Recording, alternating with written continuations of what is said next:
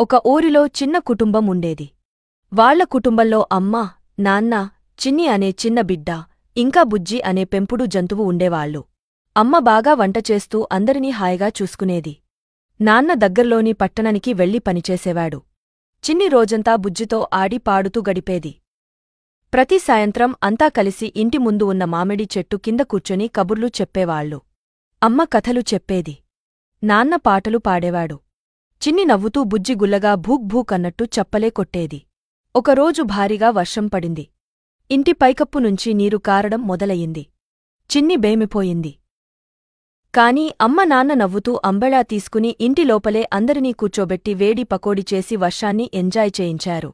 ఆ సమయంలో చిన్ని చిన్నగా కాని తీయమైన మాట చెప్పింది.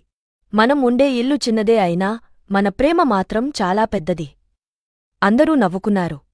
ఒకరినొకరు గట్టిగా ఆలింగనం చేసుకున్నారు.